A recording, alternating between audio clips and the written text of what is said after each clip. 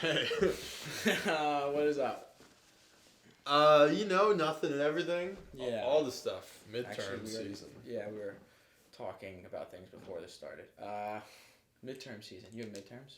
Yeah, 2 today. Today. Oh, so you're pretty much done now? I'm going to stop looking at this. I'm allegedly done. What does that mean? Well, I did one of them. Okay. You know? Like the other midterm, I had a midterm at 1, and I won at 4. Mm-hmm. But I didn't do the one at 4. What was that? You just didn't go? Well, I didn't know I had one at 4. So, This is something you told me that already has happened to you in your life. No, well, yes. Yes. Yeah. But so I was gone this weekend. Mm-hmm. And coming back was built around that I had a test today. Okay. And then I get back yesterday, and I'm like, all right, let me study for this test that, for the class I haven't been to in a couple weeks. But I'm too tired. I was jet lagged. So I went to bed. Woke up early, studied all morning, and then I was like, all right, yeah, let's see what I have in the class after this. And then it was another test. And I was like, well, I hope I drop that class then. You're going to drop it? I think I have to. Has it not been going spectacular so far? I mean, who am I to say? You don't even know. Right, there's levels to doing bad in the class. Yeah. There's trying your hardest and it doesn't work. Uh-huh. There's trying medium hard and the teacher's try it better. Yeah. There's not going and man, I'm missing out. Uh-huh. And then there's I didn't know there was a test today. Yeah.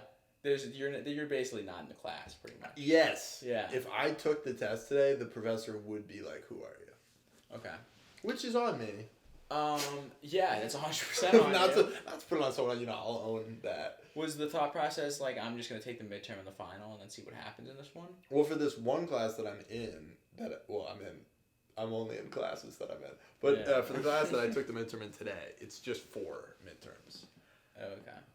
Or 4 exams. And then the other class, I don't even know, what the structure of it is. What the fuck are you doing? Well, I've been, but So that fucks up your plan, though. Not crazy.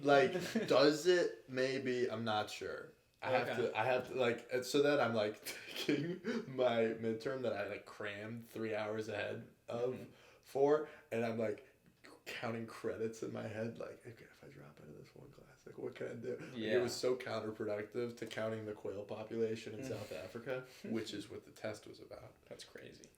You're right. And then everyone's like, get a degree, and I'm sitting there fucking counting quails. I've never heard of anyone needing that. Yeah. Maybe a zoologist, but... Yeah, or a mathematician. It's counting. A really rudimentary math. Yeah, just basically...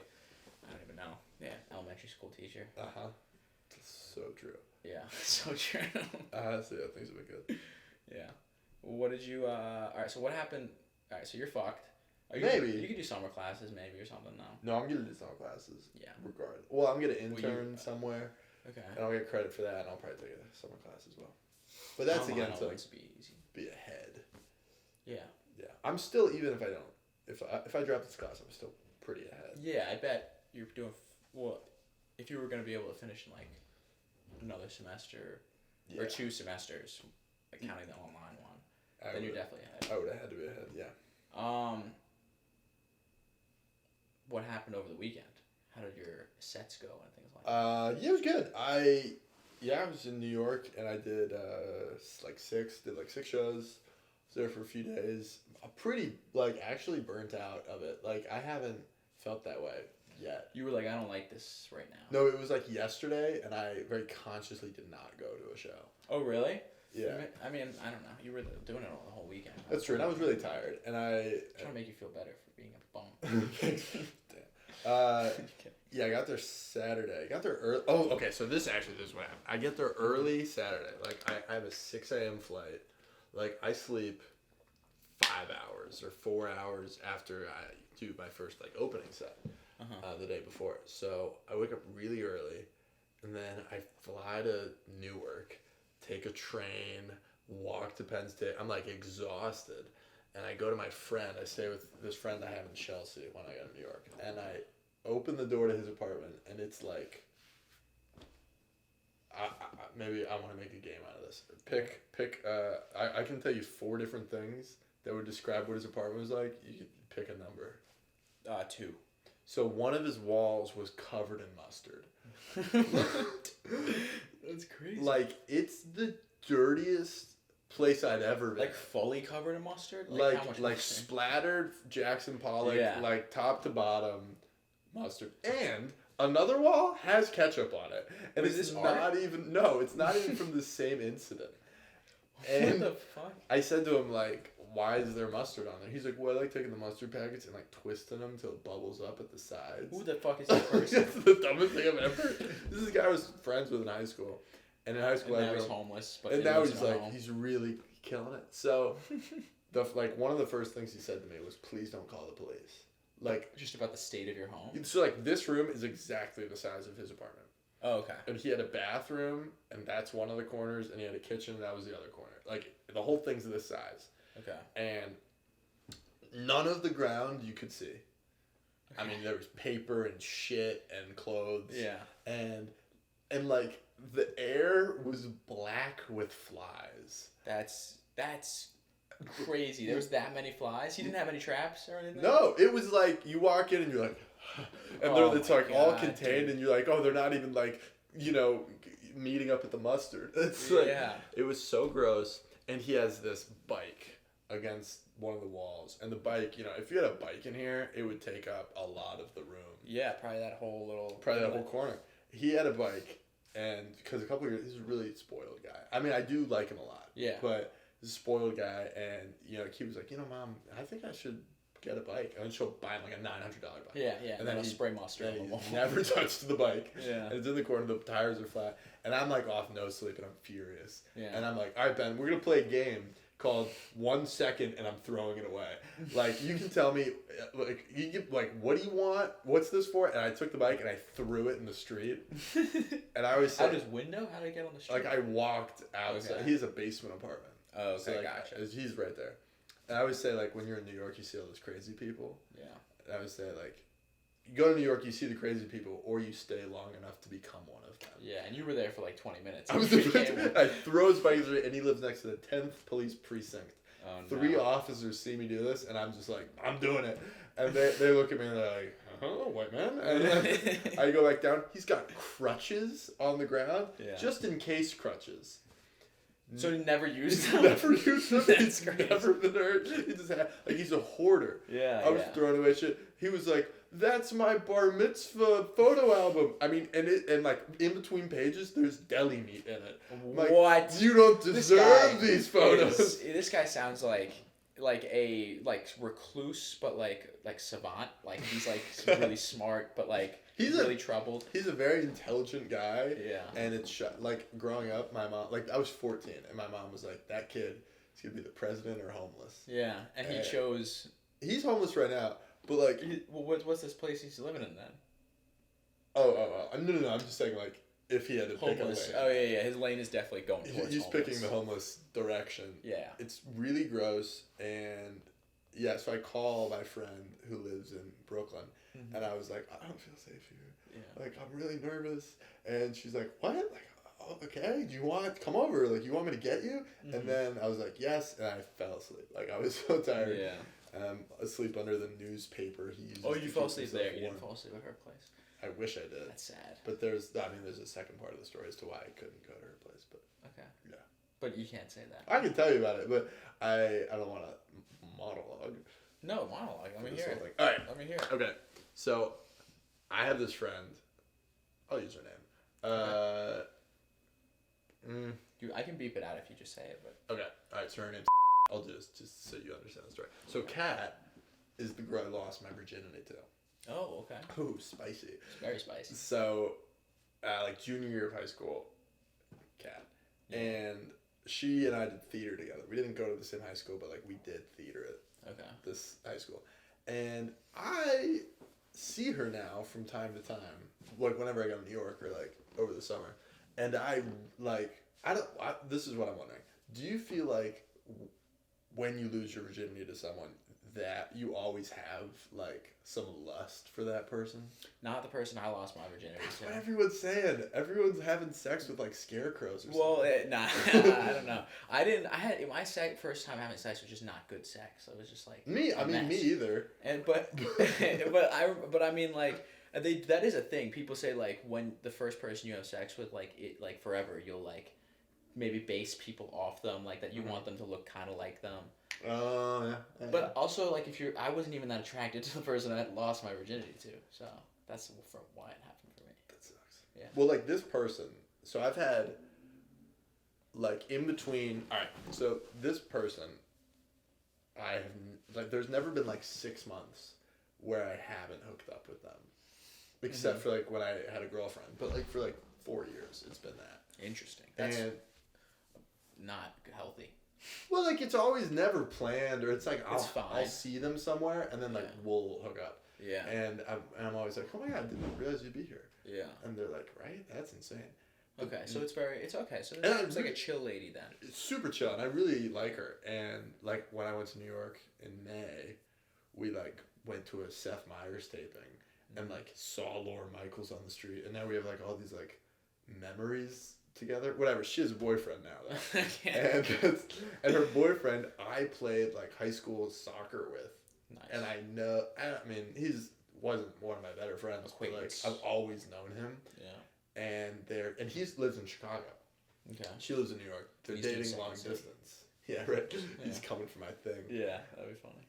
So but when it's May and I'm with her, so this guy, my friend's apartment's still gross in May. Mm-hmm. And one night I'm just like, I can't stay here, and I go over to her place, and she's like, okay, we can't tell my boyfriend about this or whatever. And I'm like, I mean, I don't talk to him, but we're not gonna do anything. So like, why is it weird? Like she made it weird.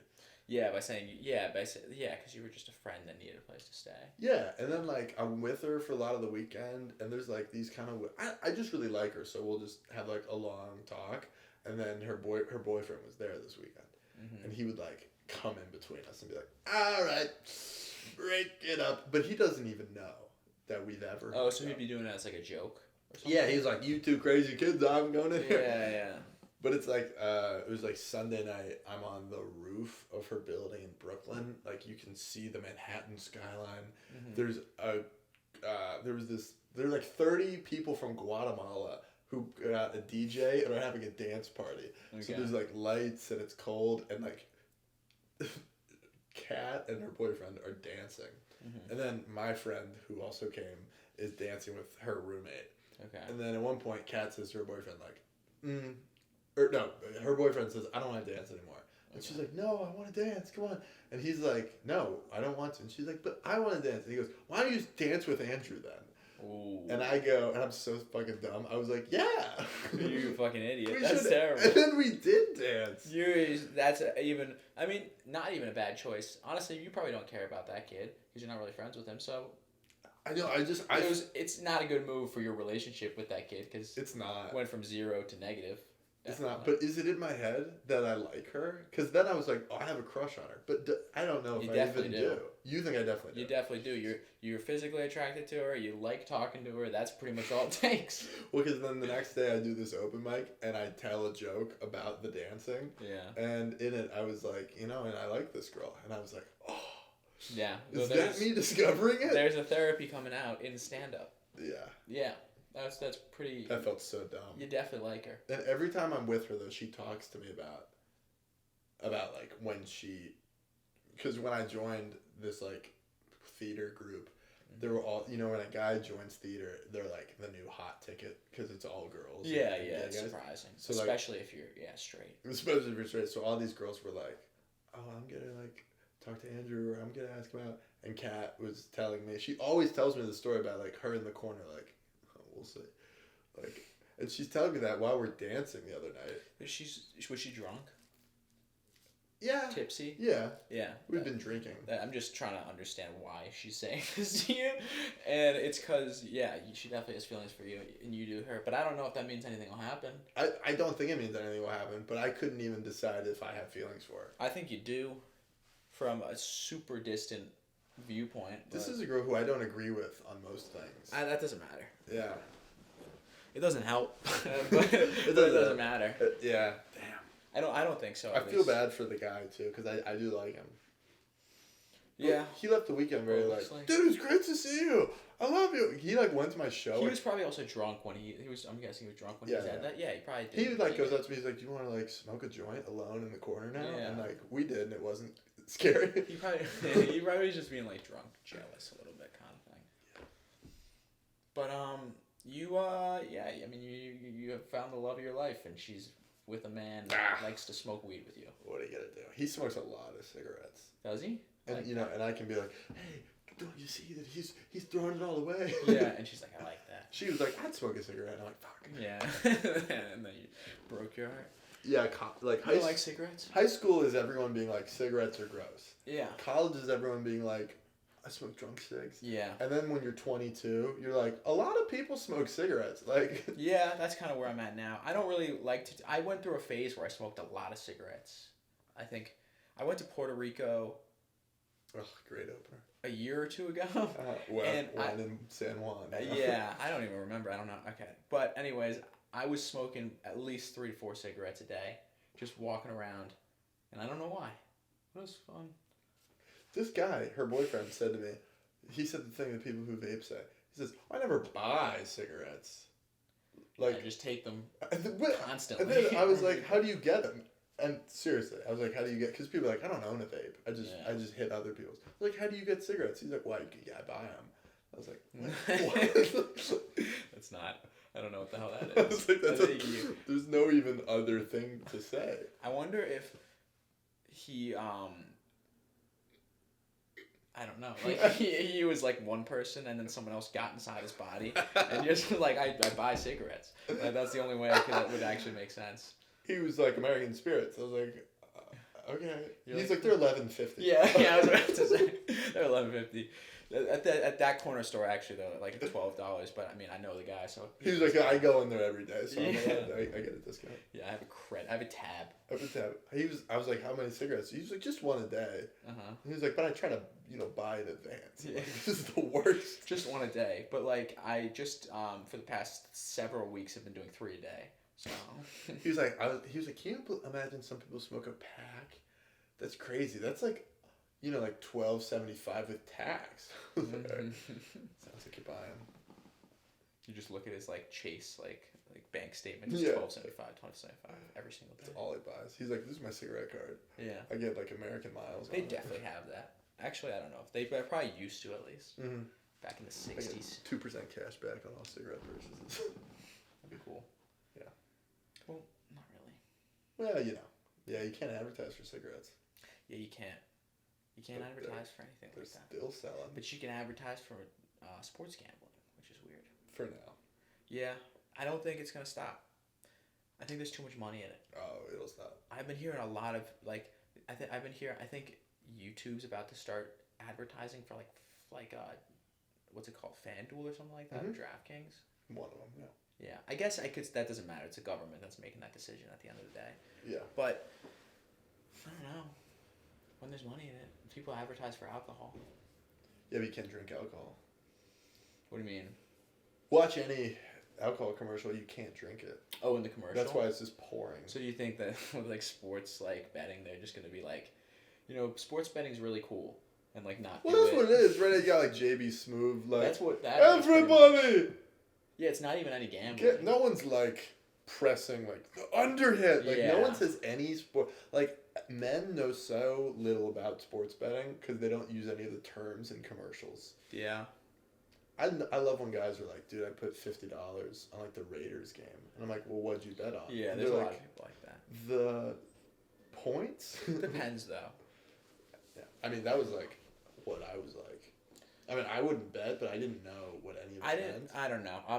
My friends were like sports betting like high school and stuff like that because they were using like illegal books. So like. Oh, this guy, boyfriend, telling me this story. He's like, Andrew, look at my Venmo transactions. Speaking of the Chase thing, and it just says plus $2,700. It was from what's it called? Sports betting. His roommate has been using a bookie to to gamble, and he won $3,000 off this guy, and the guy didn't pay him, and he took boyfriend's phone and called this guy and threatened to kill him. And he was like, my boy, he's coming to New York next weekend. He's gonna take the train up to Albany. I know what dorm you're in. He knows what dorm you're in. He's gonna fucking kill you if you don't pay me when you don't set up a payment plan. And this guy's just like a sophomore at like SUNY Albany. Yeah. And he took out a loan. That's how scared he was. He's not gonna. I mean, I don't know this guy. This guy's he's a dishwasher at Denny's. Yeah, he probably doesn't. I mean, he might know a guy that'll kill someone. I guess. No. I'm saying the guy who was threatened to be killed had to take out the loan. Well, why the fuck? Yeah, there's a lot of problems here. I'm saying he like ruined his life. Yeah, probably. probably set him back for a few years. Yeah. So this kid was like, I'm so scared of my roommate. And I was like, yeah, it should be. Yeah, that's never the most. I was in a situation like that once, and. Yeah? I don't want. No. I wasn't me. I didn't bet the money. It was someone. I probably shouldn't talk about them. I had a book, and one of the kids was an agent, and the kid wasn't paying him. So then spamming the kid with like texts and stuff like that. I think decided that for threatening assault was a bad idea. Yeah. So in like a way you have so many receipts. Yeah, exactly. I don't think anyone did. I don't know. I'm gonna say no. It made him feel bad. Like everybody thinks you suck. Everybody is just like pissed at you. You're not gonna have any friends anymore if you keep scumming people like this. And then he actually paid, out of 500, he paid 250 that day. I don't know if he ever got the rest of the money to my friend. But that's what should. But that that's like a makes sense as a payoff. Like if you threaten someone physically, you'll get all the money. If you say no one's gonna like you, you get half the money. And you're like, all right. I just think you're kind of annoying. Yeah, I just don't. I'm not gonna be your friend anymore. He's like, I don't even know you. That's awesome. Yeah, that's great. So the shows I did in New York though were, I think I'm having some momentum now in the New York scene. In what way? So Saturday I do this show at the Comic Strip, which is like a pretty reputable club. It's one of like the 5 big clubs in the city, and it's a big thing for like New York comics to. It's like a milestone to be passed at all the clubs.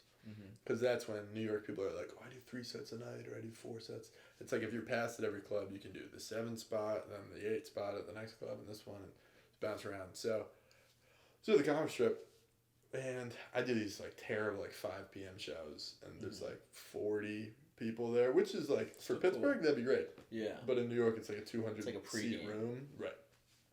So I went up, and I did well, and I thought I got a pretty good tape.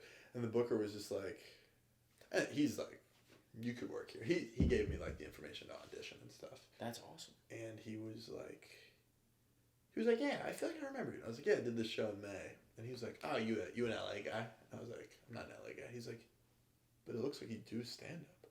I was like, I live in Pittsburgh. And he's like, where do you do stand up? And I was like, best mics around in Pittsburgh. Yeah. And he's like, I didn't know Pittsburgh had comics. I was like, that's sad. What you're saying. I mean, it's a big city, but also. Yeah. I mean, I don't know. People don't know that. I feel like about a lot of places. Yeah, he told me to drop out of college. Really? Yeah, I don't think you should listen to him. No, this like 60-year-old man who runs like a new talent show. Yeah. He was like, you gotta drop out. Better check how long we are. Yeah, don't drop out. But I mean. No. Everything else is great. I won't, but I thought it was funny that this one, like everyone's saying no, and this one guy said yes, and I was like, yeah. You're the guy that I. Well, I mean, he probably has more insight to how you're gonna do. You could think of it in that way, but he also probably either sounds like a guy that doesn't believe in college. Well, I said to him, I gotta get out of Pittsburgh at some point. I said, there's nowhere to go there. I said, I feel like I'm getting better, but there's nowhere to go. And he goes, hey man, there's nowhere to go here either. And I was like, well, looking at you right now, that's sad. I could see that you're going through something. Yeah. There's nowhere. I mean, that's not true at all. New York or LA, there's so many places. Literally either one. He's like 65. Yeah. So he's been. It's like there's nowhere to go when I'm trapped in age. Yeah. He's like, I've been doing stand for 40 years, man. I don't think it's gonna work out. I was like, I don't think I was like, why are you having this conversation for the first time right now? I'm like, it's so cool to be in the comic strip right now, and he's like, Yeah. I sleep in here. There's a 1,000-yard stare. Yeah, we have like these reverence for these clubs, and then you're in there, and you're like, this is a bar, and there's like those are the 19-year-old bartenders, and like it's pretty okay. Yeah. But so then I left there though, and I did this show in Brooklyn. Now I'm like, there's the Manhattan shows and the Brooklyn shows, and holy shit, I was like, I got another spot to go to, I gotta go, and he was like, where is it? And I was like, a Fiction Bar in Williamsburg, and he's like, I've never heard of it. It's probably a terrible show. And I go, and there was. The bar is probably like this wall to that wall. And there was like 95 people. It was so packed. And it was like these people I had met in this festival in Ithaca were hosting it. And it was like the coolest thing I've ever... Like, I bumped into someone in line to the bathroom. And I was like, you were on Conan. And that's crazy. So many famous people. That's awesome. And this was just a random...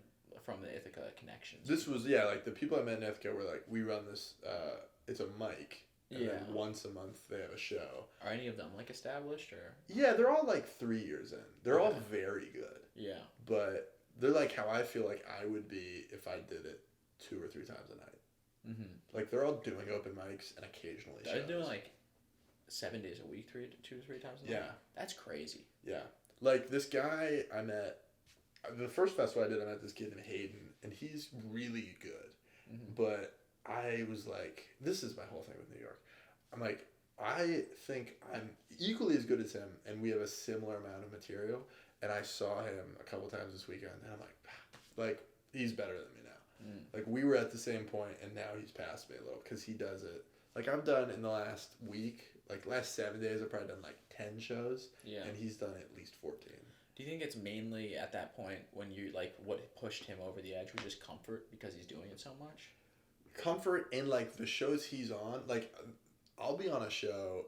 I think your goal, a goal as a comic is you should always be the funniest person in the show. Mm-hmm. And cool. He invites me to this show Sunday night, and he was the only person, there's 5 people on the lineup. He's the only one who didn't have a Comedy Central credit. Mm-hmm. I was sitting on the couch next to this guy, and, you know, everyone keeps, like, scooching past, and you do the thing with your knees. Like, oh, you can go by, sorry. And I'm, like, getting tired of it, and this guy is like, hey, can I scooch past? And I didn't move my legs. I was like, can you just move? And then the host goes, your next comedian, you've seen him on HBO, this guy. And he goes past me, and I was like, oh, my God. He's, like, friends with Michael Che. You've seen him on HBO. He's an HBO, and he's been on Showtime. But you know what? You know what's the mindset you gotta have? I don't need him. I don't need him. I was like, not that guy. Yeah. That's not how it works out. Yeah. But this guy Hayden, he's really good. But like the reps, and then just you're going against people who are better than you. Yeah, but that's good. But everyone always says, like Nate Bargatze, Nate Bargatze. He always says like if you find yourself being at the top of your scene, that's when you know you need to move. Mm-hmm. Like there's a lot of New York comedians that become great, and then they move to LA because they haven't been past all the LA clubs. Yeah. And they're like, I need to be the best in the country. Yeah. So yeah, I go to the show at Fiction Bar, and it's really cool. Mm-hmm. And like everyone on the show has been on the Tonight Show this year, and awesome. They were just so fucking good. So, yeah, that was the first day. The other highlight... Oh, okay, so then the next night, I have that weird HBO interaction. And then afterward, I didn't get on the show. I just watched. And I was like, I gotta get stage time. So I go to this midnight mic in Brooklyn afterwards. And everyone asks... people maybe have asked you a few times, do you stand up? They're like, have you been heckled? No, I mean... No one's asked me that yet, really. What are the things people ask you when you said you do stand up? Well, I'm pretty early in telling people that I do stand up. Okay. I just started being able to say that I actually kind of do it. Okay. Before it was like I've done it. And that was pretty much it. But now it's people ask about getting nervous up there. People ask about I ask if there's crazy stories. People have asked that, but not about heckling yet. But that's what I ask people. I ask you that. Yeah. Well, this is my best heckling story then. Yeah. I had not really been heckled fairly. Oh, you told me about this. That you got heckled. Oh, yeah. I think I posted it on my story. Oh. This guy... So I did this midnight mic at the Brooklyn Comedy Club, and it's so late. and I go on, and I got like whatever 4 to 6 minutes of like whatever. I was like, I just got ideas, and I was just gonna loosely talk about them, which was a mistake. That was another thing in New York. That like everyone was so ready with all their shit, and I went up. Well, the first people will go up and just really bomb, and then I'm so cocky. I was like, it's gonna go pretty good though. And I go, and I'm talking, and no laughs. No, I'm doing the joke about kissing guys. It's not really working. And then this guy starts yelling like, I won't do it super loud, but he starts yelling like, "Whoa! Whoa!" This was an insane person. No, just a guy. Yeah. Okay. Well, I think he was even a comedian, but like at the top of his lungs, he was screaming that. That sucks. And he does it for maybe 20 seconds straight. And then I switch topics. And I go, hey, you guys heard of this? And then he goes, nope. Nope. It was like going on repeat. What the fuck? And I went, hey. Yeah. And I went, sorry, man, I get it. I have Tourette's too. It can be hard. And it kind of, and like, it was the first time I'd ever had to like come back at a heckler. And people laughed. And then this guy goes, that was a good retort. It's like, that hurts. That was kind of good. Like as a comeback to this guy sounds like a brick wall of like just annoyingness basically. I'm telling this joke, and all I have to tell you about the joke is that my mom sure wasn't part of it. And this guy from the back yells out, "You should just have sex with your mom." Alright, this guy sucks. This was a different guy. Was he? Oh, really? Okay, so maybe it's you. The room hated me. That's this guy goes, "You should have sex with your mom," and this guy was like tweaking and heckling other people before. Yeah, was he fucked up or something? This guy was like coke or acid. Yeah, he was like so fucked up. And I was like, "Sir, I do not even know what to say to you." Yeah. I think I said I don't know what drugs you did before this. Yeah. But we can tell. And he was like, and like he's laughing so hard that you almost feel bad for making fun of him. He's really having a good time. And then I was like, I'm leaving. And I put the mic down and I left. You were just out. I had done about 5, and I was like, I'm done. Yeah. And the host goes up and he goes, I think that guy has a sex addiction. To you? About you? And then everyone laughs at that. I'm like, I didn't even talk about sex. You just got a room fully turned on you. And then this other guy. It started with the HBO situation. That's what you did wrong. I know. I think they all like probably a few people saw that and they were like, he's done. Bad vibes for the whole night. Yeah. And then the next guy goes up and he doesn't do good at all. And then he comes up to me afterwards and he's like, hey man, you had a good set. He's like, you want to connect on Instagram? And then I'm like, this is how I know that you're terrible. Yeah. Like this went. I mean, he was actually being nice to me, but I was like, I need to leave here. I like need to wash. Yeah, that must have sucked. This bomb off me. But also, character building, Character building. And then the next day, everyone says in comedy you got the highs and lows. The next day, I do a show with Jerry Seinfeld. Oh, I saw that on your Instagram. Yeah. That was pretty crazy. Yeah. Did you talk to him? No, he was so... in and out? Yeah, he was very in and out, and he was very, like, kept very far away from us. So I was in the corner with the comics. Security all around him and stuff like that? No, like... He, like, parks his Porsche or whatever on the street. And then Gotham, there's no, like, green room. There's, like, a basement, but there's no different area for the comics. So they all just have this one end of whatever. There's a corner where the comics are. And then, so a couple of us know, like, Jerry's coming. And, like, I get there and I see the lineup. And there's, like, a couple names. And then there's just a dark black line. And then it's clearly like the before and the after, and they're like, surprise drop in tonight, and everyone's like, ooh, and I'm like, who is it? And the Gotham guys are like, we're not telling anyone. And now I've been at Gotham a few times where I know most of the working comics there, and I was like, Sam, who's? And he's like, it's the fucking Jew, and he's also Jewish, but I was like, what? Yeah. And he's like, the hacky Jew, and I was like, Jerry Seinfeld. That's one of you guessed. Yeah, so he basically, the comic before him was on stage, and you see him walk out of, like, the waiting room, and he's got, like, his hat down and his, like, blazer up, and then... I've seen him do that before. The host goes, ladies and gentlemen, just a reminder, video photography is prohibited at Gotham Comedy Club, and you never know who might drop by! And then he introduced him as, you may have seen him as the creator of the show, Seinfeld. That's pretty funny. Or as... the host of Comedians in Cars. Anyway, so he gets on. And I, like, waved to him, and he like, gave me... I was with the comics, so he was like... yeah. Okay. I was like, we're best friends. It's interaction.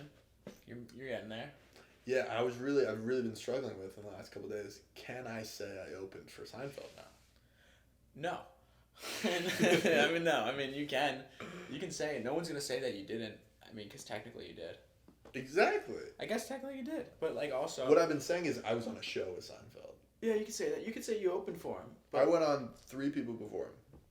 Listen, I mean, you can say that to anybody that's not a comic, and they will not even know that that's like a hierarchy thing. How about this though? No comics cared. For the I mean, in New York City, that probably happens a lot. I know, but what a for some people career peak. I think it's a better story. Not trying to put you down, but if you would have a better conversation with a comic if you said you went after him. Because then they'd be like, oh, what was that like? Because that's the whole thing. Because everyone was fighting. I wanted to go after him. Everyone was fighting about it. You wanted to. I was like, put me after him. Because I was also like, they're filming it, So I'm like, yeah. I get that good tape of That's true. Seinfeld, going after it. But yeah, this one guy, Sam, who I know, and he's a regular at Gotham, but he was like, to the producer, he's like, I'm going after Jerry. And he was like, okay. And, oh man, you want it, and I know it's a thing that people want to go after. But he ate so much shit. Yeah. Everyone always bombs, but I didn't, because everyone calls it the bathroom break. Mm-hmm. But no one listened to him. Everyone at the tables was just talking about how he was there. Yeah, it's not gonna be good. If you can hold them on, hold the energy, yeah, that's good. But yeah, I mean, I think 9 times out of 10, if you're going after Jerry Seinfeld, you're probably gonna bomb if no one knows you. Well, because everyone has this same joke when you go after a famous person. Like, oh my God, you guys get to see Jerry Seinfeld and Andrew Lafferty in the same night? Yeah, that's true. And he runs through set. He yells that while everyone's still talking, and then he says "This is what it's like to be to go on after Jerry Seinfeld." And he does his joke about it, but he was so fast, and then he just goes into material.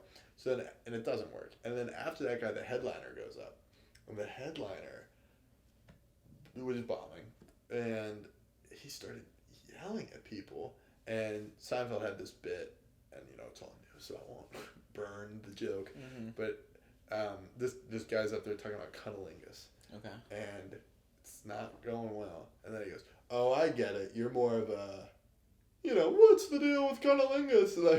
And he starts doing his Seinfeld thing. Yeah. And it's doing okay, and people are laughing. Okay. And then he's like, "Fuck that!" And then he's doing it again. And then you see the owner of Gotham comes out. And he's like, "What are you doing?" Yeah. And then the guy's up there, and he's like, "Oh fuck, I'm never gonna be able to work here again." He said that? Saying it into the mic. That's so funny. And he's like, "I don't know what to do." And I'm like, "What is happening?"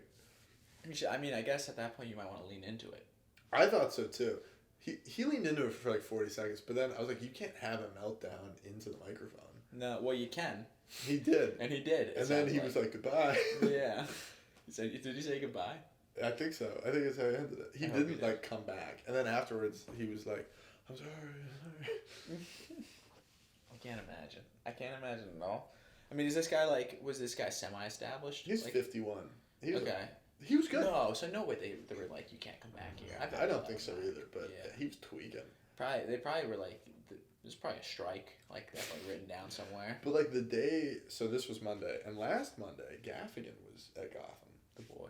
I was like, this happens often. It sounds like it. So why did this guy have a breakdown about it? I don't know. Just eat it. Just don't do that well. No one will remember it, and they'll all be like, "Remember when we saw Seinfeld?" And then not remember. That's fine. I don't know. He just. I mean, you know what? It's got to be like you said. You said sometimes you randomly get nervous for a set. Yeah, you're right. And then it's even more likely if Seinfeld's up there. And then you're bombing right after Seinfeld. And then you get someone mad at you for shitting on Seinfeld. That's a perfect storm of just meltdown city, basically. That would be a terrible situation to be in. Yeah. And then the rest of the night, I was like, "Yeah, I did better than he did." Yeah. And then Seinfeld did. You did better than Seinfeld? Oh, I killed. I did my story, my Wheel of Fortune story. Mm-hmm. And I got a good tape of it. And the producer goes up to me and goes, "I hope you got a good tape from that. You shouldn't have to do these Monday night shows anymore." From that tape? I was like, that's sick. I was like, okay, so that was the other thing. I was like, I might be able to get past in the comic strip and Gotham. Are you past it either? No. No. I can do they have new talent nights, these clubs, where I know a lot of the times they're bringer shows.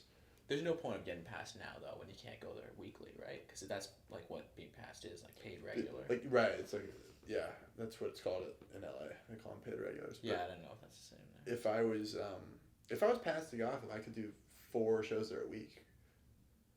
I don't know, that's heartbreaking. There's no point in getting past now, I guess. Okay. And then I went to a couple other, like, really good mics there. Some of the mics are awesome. I went to a mic that had 70 people there. That's pretty crazy. That's. I mean, you were saying before that you were in a 90-room one too, and that was terrible. The 90-person one. Oh, the one where I bombed? Yeah. No, that had like 12 people. I thought you said it had 90 people. Well, the show I went to had like 90 people, but that was a show. Oh.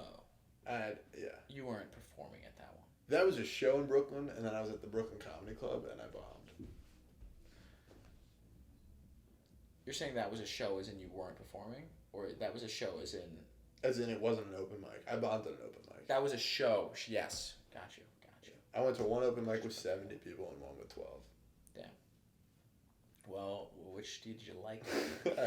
You know, I liked the one with more people. That's cool. I had this really new joke, and I'll never do it again. And I wrote it on the train. And every time you have a new joke, you like ask someone about it. And I'm getting to the point now where I'm like, I don't have to do that. I have a great sense of if a joke is going to work at all. I'm hilarious. I'm funny. And I went up and I opened with it. I was like, can't forget it. I should open with it. Yeah. And the joke was, I've been thinking about getting a tattoo because, but, you know, I don't know if I should because if you get a tattoo, you can't be buried in a Jewish cemetery. And I really want to be buried in a Jewish cemetery. And I'm not Jewish, but I just think it'd be fun to hang out there. That's kind of funny. It's kind of funny. It's not funny enough to open with. It's not, and everyone just stared at me. Yeah, that makes sense. But honestly, yeah, that's what it was. I feel like you could turn that around. Like, what do you think about jokes that are bad? I feel like you don't like saying a bad joke and then being like, fuck you. This is fun. And I liked it. The Trevor thing? Yeah. I did that joke, and then I had another tag for it, and I said exactly as much as I said to you. And then I, looked at it and I went, never mind with that one. Yeah. And then that got a big laugh. That'll probably get more of a laugh than being like, fuck you. Well, fuck you is they're all like, you're wrong. Yeah. And now I'm mad, and the next joke won't work as well. But once, I feel like if I was like I'm thinking like Norm Macdonald level. Like when you're at that level or that type of guy. That's true. That's where you can start to be like, fuck you. You're right. Seth Meyers does it in his monologue most days. Really?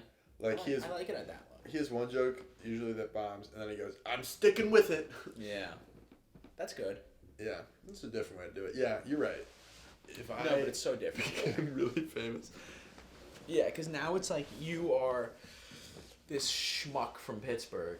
That's right. Like, I know comedy, and you guys are all stupid, and you're on HBO. I couldn't believe it. I know. It's crazy to do an open mic with someone with, like, a Stephen Colbert credit. Yeah, that is pretty crazy, because that's what you're going for. Right, and then I'm like, and we're back here. But it makes it's you're back here, but it's also probably makes it seem much more attainable when you see that many people doing it. You're right. Because, like, I mean, for me, I don't see people getting on, like, random comics I don't know that much getting on those talk shows and not. Because I'm looking up, like, what I'm going to watch from those talk shows on YouTube. Yeah. That's true. So, like, to hear that it's just, like, these random ass That's true. mics, You're right. it's crazy. Motherfuckers. Do you have any this weekend comedy stuff you want to talk about? Non this week in comedy stuff, just about my jokes and stuff like that? Or? No, we can talk about whatever. I've been writing jokes. Yeah. I've been writing more. I sat down at a computer and wrote a couple times recently. Cool. Way better than doing it on my phone. Yes. Yeah, never done that. I always write it out with a pen. Yeah. I just gotta that would be good too, but I think for me typing's do it longhand though. Yeah, I could do it. Yeah, it was good. It was cathartic. I don't know exactly. Finally stop grieving loss of your dog. Yeah. That is what that means. Okay. Yeah, I don't know. I was writing stuff. I wrote a crowd work thing. Nice. Should I run it by you right now? Sure. On the podcast, doesn't matter. No one's gonna watch this. Yeah. All right. I hope you like it. Oh, and it's really. You said it's not on your phone, and then it's on your phone. No, my notes are connected on iCloud. Oh my God! You wrote in the notes app. Right. That's where I write computer. Everything. Yeah. That's where There's no document. It shares. It's very quick. Okay. Zip it. All right. So it goes. You two are you two together? I ask a couple that. Love it. Got to pick out a couple. Got to get good at that. Fine. And then the next thing I say is, "He good at fucking?" I'm gonna probably say it more in words that I would use. Oh God. And then she's probably gonna say yeah. And You're gonna ask the girl if he's good at fucking? Yes. You're gonna ask her if he's good. I'll say, "Hey lady, is he good at fucking? Is he good at fucking?" And then she's gonna say yeah, most likely. Because that'd be pretty fucked up if she said no. You should have an answer for both, though. If she says no, I'm gonna be like, that's fucked up. I don't have a joke for that. That was just mean. I don't know. We'll see. No, yeah, you could be like, that's super mean. Anyway. yeah, I get that's funny. Yeah. And then if she says yeah, I'm gonna say liar. And I'm gonna say, ladies. You had sex with him? No, that's a good joke. But I'm gonna say, ladies, let me tell you why you're wrong about your man being good in bed. Most guys have been the worst fucker girls ever had, and those same guys have also been damn near the best. I'm gonna say it in a totally different way. Don't worry. Okay. I've only written this, never said it out loud. Right. Your man that you've been with for how long have you been together? Your man that you've been with for insert time period here is not great at fucking. You've just given him enough opportunities where he's bound to get one good one in there. You know, oh my God, this is so bad. You throw enough women at OJ, he's gonna kill one. You know what I mean?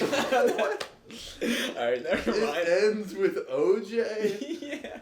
God. Dude, I was writing this yesterday and I was like, this is gold. That's what happens. I'm gonna open with this tomorrow, like on fucking next week. It's gonna be great. That's so bad. I didn't expect OJ to be in it at all. Well, at the end, I was just like, this doesn't make sense, but it does fit. So, but it works. Yeah. Yeah. And holy hell. It's also just written in a totally different person's like voice. I'm like, ladies, your man is ever bad at fucking. Wait, is he good at fucking? Yeah, he is. Liar. Crowd work makes sure the only thing is like you ask them things that are very easy to answer. Yeah, that's pretty easy though. No, you're right. You're right. No, it is. I had it for a second. I did write a little like just urban for some reason on that one. I was feeling good about it. I think podcasts are better when you're drinking, personally. You think you doing a podcast? Yeah. I'm not speaking for you. I think. I was gonna. The thing with it is though, you probably don't know if it's good. Like later, you might watch and be like, God, that was bad. I've only done one where I've been like drunk-ish, and it was funnier, I'd say. Well, our first one is actually really good. I think I'm too tired today. I think I'm off. I don't think this has been bad. I do think I've been talking a lot. You've been talking a lot. It's been very comedy heavy. I can't think of any stories. Oh, I got a story. Okay, here we go. I got one. Recently, did I tell you about my credit card information getting stolen? No. Okay, so I was walking back from the gym, and there was this people that had like a booth on the corner of the street by like the Panera. Yeah. And so they were like, this lady walks up to me. She's like, "How you doing? What's your name, sir?" And I'm like, "Logan." She's like, "Logan? Oh, Logan Paul. Oh, don't beat me up." And I was like, "Oh my God, you're so charming." And then she was like, "Here, come over here, Logan. Let me show you something." She's like, "See this? This is a booth for people with cancer, and we're trying to donate to people with cancer. Do you know someone with cancer?" And I'm like, "Yeah, I think like great grandparents like died at some point from it." And then she was just like, "Oh, I'm sorry to hear that." That's it? What? You don't know other people who have died from cancer? Not close to me. I know my friend's mom. Okay, maybe I do know people. I couldn't think of it on the spot. She made me nervous. I was like, that's a quick example. Yeah, no. I think, yeah, my great-grandpa or something. But in my family, at least, I don't have that many people. Like, all right, I'm cool. Clean genes over here. Everybody I know has cancer. Well, the older people. Okay, that's terrifying. But, oh yeah, so then she's like, "Oh, I'm sorry about that. Anyways, do you want to donate like $15 or something like that?" I'm like, "Oh, I can only donate like a couple bucks, but I'll donate that." And then she's like, "Okay, so I just need you to give me your credit card." And I was like, "Okay." And I gave her my credit card, and she types all the information into her phone. Sus. Yeah. So then I was like, "This is already. I'm gonna cancel this card." And then after that, she gives it back to me. She's like, all right, so she takes a piece of paper. She's like, so you can donate this much. The minimum is $15. And I was like, I was only going to give like $2. And then she's like, that's all you can do? And I was like, yeah, I'm broke. And then she was just like, oh, all right, fine, I'll cancel it. And I walk away and I look at my phone like 5 minutes down the street and she charged me $15. So I walk back. She's gone. The whole booth is gone. I'm pretty sure they stole like my credit card information to use it more. So then I go to Chase. Chase is closed. I have to call, cancel my card. Oh. But before I withdraw my money. Whole thing. Sucks. Yeah. And that's the fun story I had to tell you. I have almost the exact story from Monday. Okay, so it's Monday. I'm like walking down the street. I'm in the Village. Mm-hmm. My friend goes, let's go to this thrift shop. And I don't like that. I don't like shopping. Yeah. At all. It kind of stresses me out. But thrift shopping I do like. Yeah, well, people are always like, oh my god, like, if you're gonna like, blah, blah, blah. And I'm like, this is not, it doesn't even sound fun. And we walk in for him to thrift shop. And I get so into it. I bought this. Oh, you got that? I bought a suede bomber jacket. Like, I was just getting suede bomber jacket? Yeah. I don't even know what that looks like. It goes with everything. Except this. Yeah, that's pretty clashing. And then I get, like, a paper bag. And, like, there's, you know when you walk down the street every day with a backpack? And then sometimes you walk without a backpack. And you're like, oh my god, I feel like unprepared for you know? Like you walk without a backpack and you feel unprepared. You know when you don't have a backpack and you kind of feel naked walking down the street? Yeah. You're like, I don't have any of my things. I bring back a backpack even sometimes when I don't need it. Right. Yeah. So it's like a just in case thing. So I'm walking down the street and I don't need one. And I've been feeling weird the whole time. And they gave me a paper bag with this and some of the things I bought in it. And I was like, oh yeah. I got a paper bag, and then I had this cup, and it had, like, green juice in it, and I was, like, feeling like a little, like, thrifty girl walking down the West Village with my stuff, and I get to Washington Square Park, and I'm just feeling myself, and this guy comes up to me, and he goes, sir, clearly, you're a man of very high fashion. Can I ask you a few questions? And I was like, you know what? You picked the right moment. You picked the right moment and the right guy. I was like, I do have great fashion. Yeah. And we started talking, and he's like, do you know anyone who's had cancer? And I was like, oh, man. Yeah.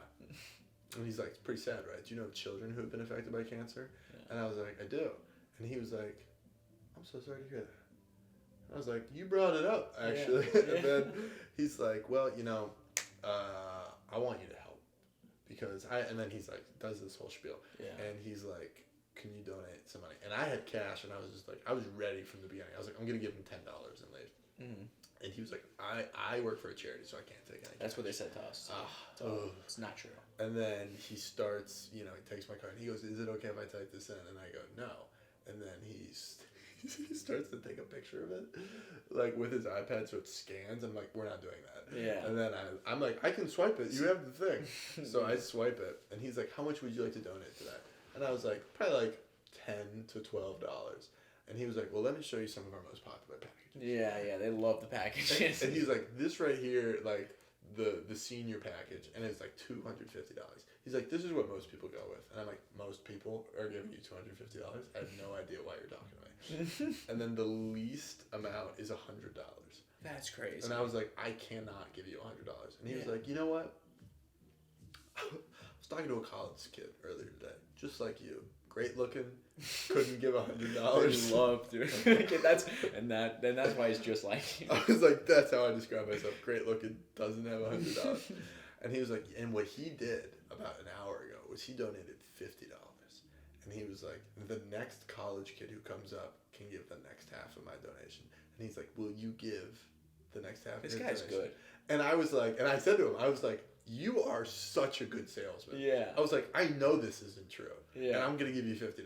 You gave it? I did. You deserved it. You shouldn't have done it, though. I really shouldn't have. He's a scammer. I felt, and then you're walking down the street, like, part of you's feeling, and you're like, oh no, I accidentally donated to pediatric cancer. Like, it's like a good thing you did. No, but it's not going there, I don't think it went there. Yeah.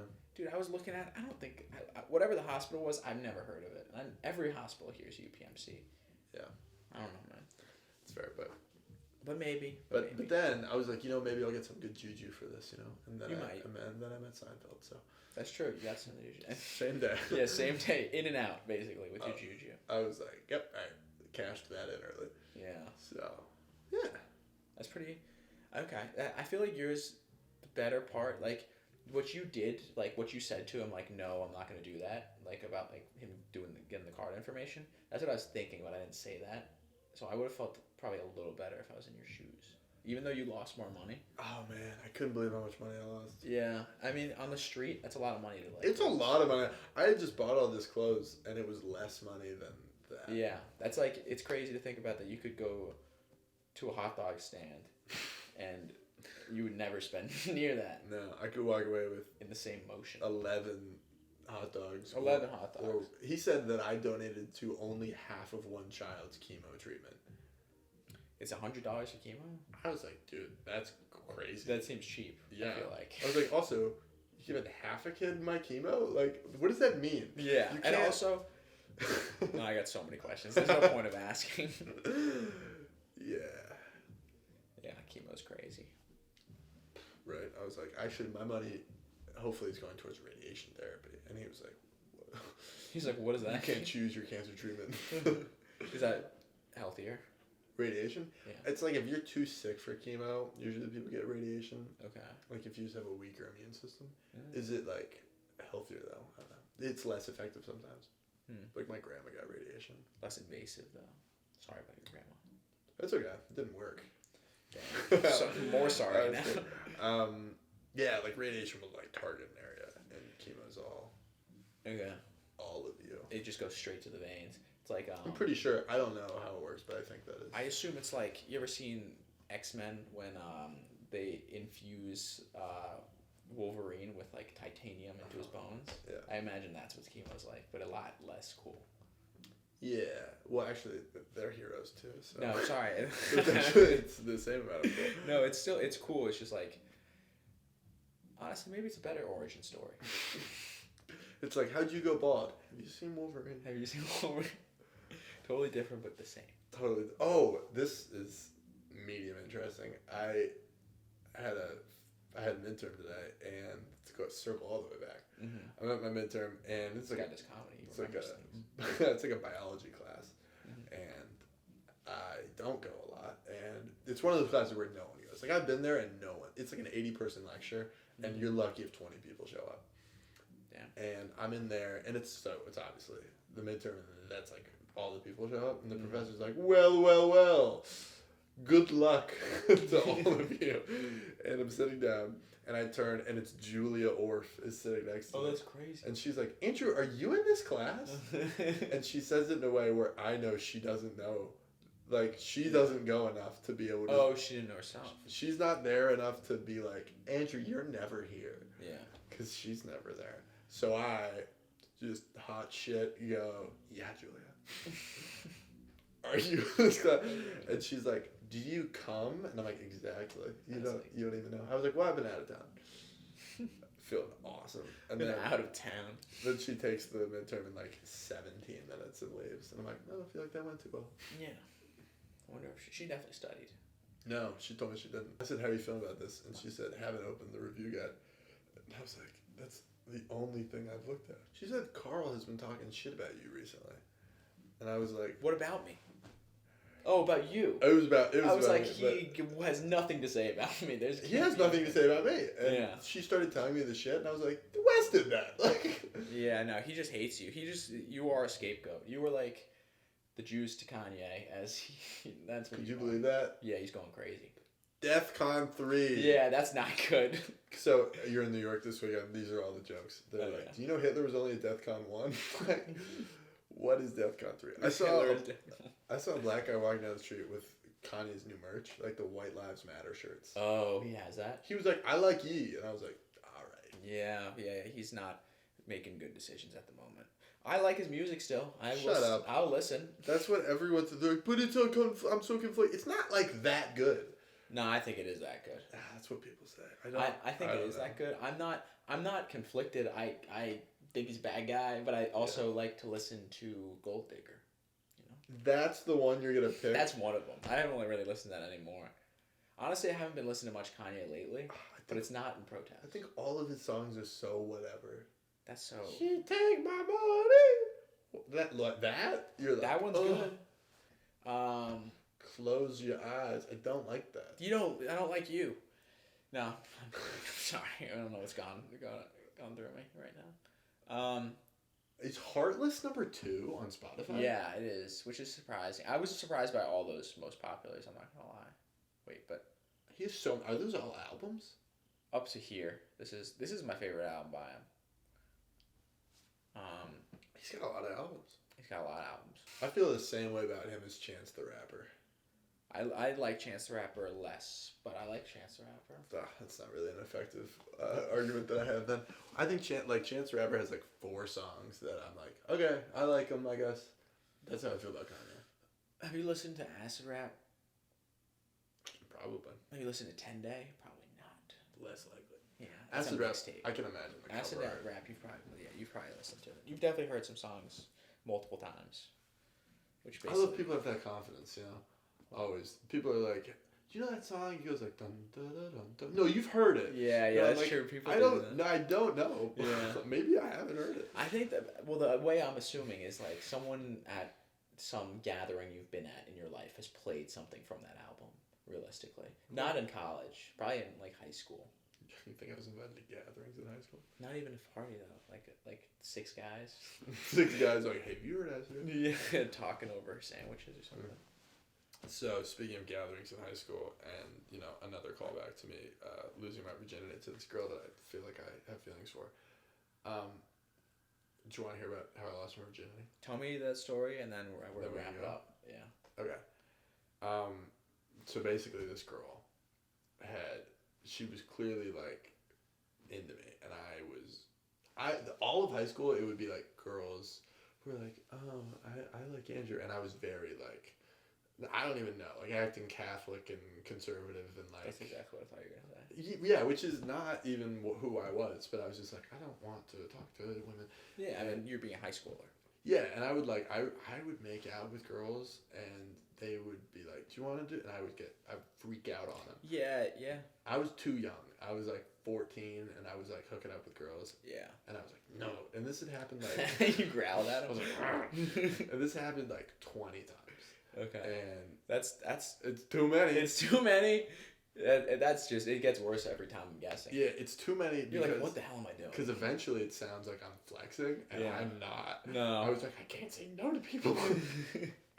I was really not into it. So then, people were like, did you know that so I joined the theater. It was PTG is what it was called, the Pioneer Theater Guild. And I joined it because I wanted to do it, but also there was a girl named Bridget who I liked. Okay. And I had this is junior year, so I'm fresh off of my sophomore year of high school breakup, where I was in love with this girl and she broke up with me, and it was like really weird. And I was like, you know what? I'm going after everything I wanted in life. So I asked out this girl named Bridget, and she says yes, and I was very excited. And we go out one night on a Friday, and I was on the football team. It was after a football game. We lost 56-0. Mm-hmm. So I'm tired and beat up. Yeah. And it's like 11 o'clock. And looking for comfort. Yeah, she picks me up, and we go to the movies. Oh, baby. And we're like talking a little bit in the car and whatever. We get to the movie theater, and I see we sit down, and she sees these 2 girls, and they're like, oh my God, hi Bridget. And she's like, oh my God, Carly and Ella? That's crazy that you're coming to see Night School with Kevin Hart and Tiffany Haddish right now. And then she's like, Andrew, do you want to sit by them? And I don't know them. And I was like, not really. And they heard that? You say that? She was like, they were like, you guys are on a date. Oh, yeah. She was like, oh, you're like, yeah, we are. I was like, right? I don't even know who you are. And then we keep walking, and then 2 more people. She's like, oh my God, Itai and Aiden? Hi. And she's like, Andrew, do you want to sit by them? And I'm like, not really. And it's Itai.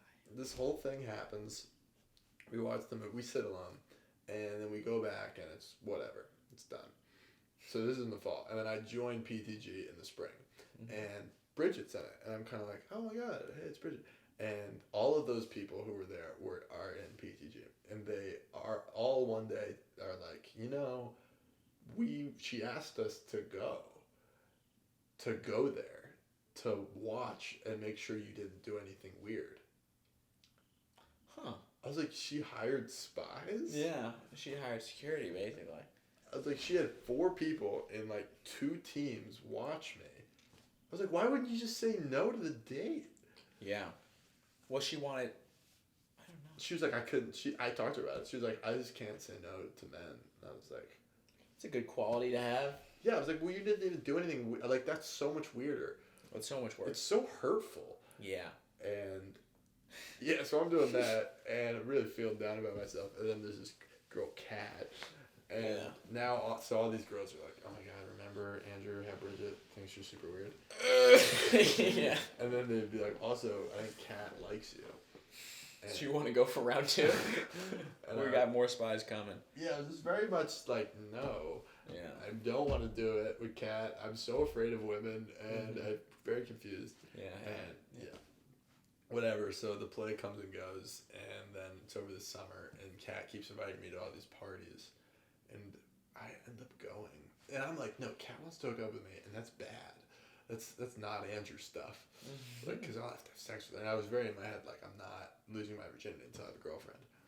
Okay. And, I don't know, I was also, like, 16 for most of this, so I was like... That's young. I was like, I got young. time to burn. No, yeah, I wasn't thinking about that, like, really having sex until, like, 18 or 17, probably. Right. People around me started having sex, and I was like, you are all having sex early, is how I felt. Yeah. So then... It is pretty early. If you say I had sex at 16, you're like, oh, that's early. People are like, oh, you're probably fucking cool. Yeah, probably fucking cool or probably fucking got touched. Yeah, side story. I'm with Kat this weekend, and she's like, guess what I found? And I would never in a million years would have guessed. It's my brother, who's 17's, girlfriend's sex playlist for them. Ooh, what's it got on there? I like a lot of Bruno Mars. Nice. And the picture... Put, like, sad Bruno Mars on. Exactly, it's Grenade. Yeah. But it's the lazy song. Lazy song music video with the monkeys. But the fucking profile picture on Spotify, like the cover art, is my car. Oh, no. It's Why? like, because that's where they have sex. Dude, you can't.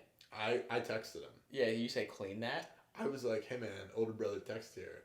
First of all, make that playlist private. Yeah, definitely. Because no one was looking for it less than me. Yeah. And I found it. And there's a lot more playlists.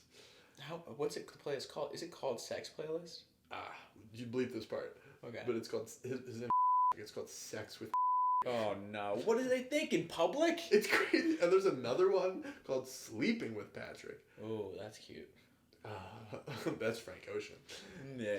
And so anyway, yeah, so tell me about that. But she's invited me to all these parties, and I end up going to one. I think we hooked up once, maybe, but we like made out, and I was like, no. See ya. And then catch flights, not feelings. Yeah. Also, like one of my best friends had hooked up with her, and I was like, do you not want me to hook up with her? And he was like, correct. And yeah, so it's like 4th of July, and she invites me to her house, and I get kind of drunk, and we end up hooking up during this party in the it's all one floor. It's like she lives in a penthouse of this apartment. So it's like there's the living room and the kitchen, and like then there's one bedroom. So I'm in there with her, and this other girl who goes to Pitt likes me and has been a problem ever since. And like every like year she tells me that she has feelings for me. And I'm like, yeah, we did this already. Like I don't even know what to tell you. And she kept knocking on the door. Like while I was hooking up with this. That's the worst thing ever. She was knocking. She was like, Andrew, are you in there? And I was like, yes. Yes. I'm inside her. Yeah. No, and then, you were. Yeah. At a point I was. But there, the little side anecdote. This is really a shorter storyteller would have just told you this part. I didn't have a condom, and she was like, "You gotta get one." And I was like, well, "I think we know I'm clean here." No, I would never have pulled out, losing my virginity. Yeah, probably not. I like go out in the hallway and I go, "Hey, does anyone here have a condom?" And this one guy I don't know gives me a Magnum condom. You're like, this is not what I needed. I didn't even know anything about sex to be like, I could make this work. Yeah. I was like, I got a bad idea for you. Yep. And it was terrible. So like wearing a plastic bag basically on your dick. Yeah, it was. Or you have a huge dick. I don't know. I'm there, sorry for assuming. There was a rumor freshman year of high school that I had a huge dick. Yeah. Which is, everyone's like, oh, tough rumor. Nah, everyone was grabbing my dick. Like, I was 14, and guys would be like, so Jack told me about... I was like, who? Jack? Hasn't seen my face. Jack, I don't know what Jack. And people would, like, just grab me. Yeah, well, high school, that's a bad time for that to happen. Any other time, once you pass into college or older, then it's probably pretty good. It's okay. Yeah. I'd say high school is pretty bad, though, because that's when guys are still pretty even though they're not. Yeah, really young high school was tough. Yeah. Because people would ask me all the time to send them pictures. Guys? All of the male group chats I was in, and I thought this was normal. Dude, I think you got... Everyone would send dick pics. That's not normal. They'd be like, dick pic for Thursday. And then they'd be like, Andrew, you're the only one who hasn't sent one. It's all a ploy just to get to your picture. But, like, everyone would send pictures of their dick. Dude, people never did that in my high school. I tried to write a bit about this because I was in this group chat called the VIPs. And a bunch of very important assholes. penises. Yeah, exactly. But the way to get into the group chat was you had to send a dick pic. Dude, why? Your school is... It was revered being in this group chat. I think your school is too liberal. Well, because... Why ties into the whole kiss date guys thing? Yeah. Oh, yeah. That's true. Mm-hmm. But, yeah, that was the whole thing. Because then, if you're about to send a guy a dick pic, you're like, am I hard in this? You gotta be hard. You're like, no one sends soft dick pics. Yeah, but it's weird that you're hard for your guys. So then you gotta hit this, like, 60%er. Yeah, that's probably a good move. You're like, it's hard, but it doesn't curve. I had a friend who used to always take his out, and it would always be 60%. Oh. And we would all be like, but one day someone was like, you had to get hard in the room with all of us to make that happen. Someone just brought that up, and they stopped doing it. They never did it again. The cat's boyfriend, we were hanging out the other day, and he was peeing in this bush, and he is talking to me, and I'm like looking away, and he goes, hey, can you like look at me for a second? And he's peeing like right in front of me with his dick out, and I was like, what? And then he turned to you, and he's like, gotcha. And then I was like, this is bad. Yeah. I mean, it's crazy to ask someone for eye contact while you're peeing. I think so. Yeah, I've never done that. If anything, I'll be like, thank you for not trying to like look into my soul. I don't like when you go to the bathroom and there's a mirror like in front of the toilet so you can see yourself going to the bathroom. I hate that. Oh, okay, so you don't like it. You get stage fright peeing. No, I just don't want to watch myself pee. I don't like seeing the naked body do that stuff. Interesting. I don't have a thing about that. I don't like... When you're sitting on the toilet, it's so vulnerable to be able to watch yourself do it. I don't feel vulnerable that way. Okay. Yeah. I might have a thing about If someone's in the room, if someone's next to me and I'm peeing, I feel vulnerable, definitely. If someone's next to me while I'm pooping, I feel more vulnerable. I would never let that happen. You've never pooped in a public bathroom with someone next to you? Oh, that. But sometimes I've held it. I've been in the bathroom and waited like 20 minutes. I don't do that. I can poop anywhere. I can poop here. I've been trying to get over it. I mean, some people don't. That was in. You ever watch Louis C.K.'s show Louis? No. He had in the show. He had a thing. He had like kids in the show and stuff, and he had a thing where he wouldn't go to the bathroom in like public, so he was like sprinting home with his daughters. Oh, that's funny. Yeah. Yeah. So that might be you. I'm getting to the point now where I'm more comfortable like saying I have to go to the bathroom. That was hard for me. Mm-hmm. I was on the High Line the other day, and I really had to go to the bathroom, and I didn't even know where to look for one. Yeah. And I started like running, and I was saying to people like, I need to go to the bathroom. Like, I need to go. I like how like your like arc of like starting to talk about going to the bathroom is like you acting like a toddler. Being like, that's what a little kid does in kindergarten. I have to go to the bathroom. I was like, where is a bathroom? Yeah. And they're like, there's one 3 blocks down at the end. I was like, oh, that's also the worst place to have to go to the bathroom because they don't let you in bathrooms like ever in the city. So. No, it's terrible. Yeah. That's a good full circle though of the beginning of this podcast. That was good. That's true. Because, if you stay in New York long enough, you are one of the people yelling down the street, I need to go to the bathroom. That's good. Alrighty. Alright. Clap a dap. It's over. Alright, turn it off. Bye, people. We love you. Subscribe, like. Smash that like button.